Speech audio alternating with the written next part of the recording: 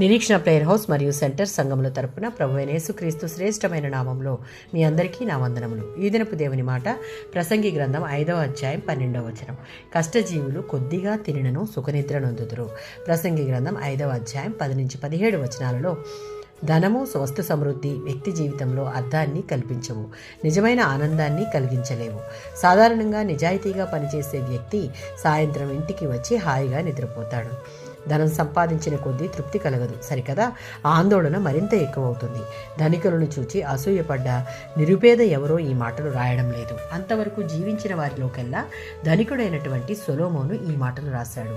అనేకులు సంపదలు సమృద్ధి కొరకు ఎంతో ప్రయాసపడతారు, కానీ దానికంటే పరలోకంలో ధనాన్ని సమకూర్చుకోవడం ఎంతో శ్రేష్టం. సామెతలు 1వ అధ్యాయం 33 మరియు 3వ అధ్యాయం 23-26 వచనాలలో క్షేమము, భద్రత, సుఖముల కోసం ఈ లోకంలో ఉన్న వాటిని ఆశ్రయించక దేవుని ఉపదేశమును అంగీకరిస్తే దేవుడిచ్చే నిజమైన జ్ఞానం లభిస్తుంది. దేవుని జ్ఞానం కలిగిన వారు వారికి కీడు వస్తుందన్న భయం ఉండదు. వారు దేవుడిచ్చే భద్రతను అన్ని వేళలా కలిగి సురక్షితంగా ఉంటారు.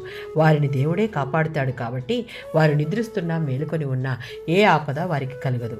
సొలొమోను కోరుకున్నట్లుగా నిజమైన జ్ఞానం కోరుకునేవారుగా ఉంటే మనకు దయతో, భద్రతతో, యథార్థతతో నిర్భయంగా విశ్రాంతిగా సాగిపోయే జీవితం మన మీద మనం ఆధారపడక దేవుని మీద ఆధారపడేలా చేస్తుంది. 127వ సంకీర్తన 2వ చరణం. మనుషులు లోకంలో ఎంత కష్టించి పనిచేసినా వారికి కావలసిన వాటిని దేవుని పైన పెట్టుకున్న నమ్మకం మరియు ఆయనతో కలిగి ఉన్నటువంటి ప్రేమ సంబంధం ద్వారానే వాటిని పొందగలరు. అట్టివారు దేవునికి ప్రియమైన వారు.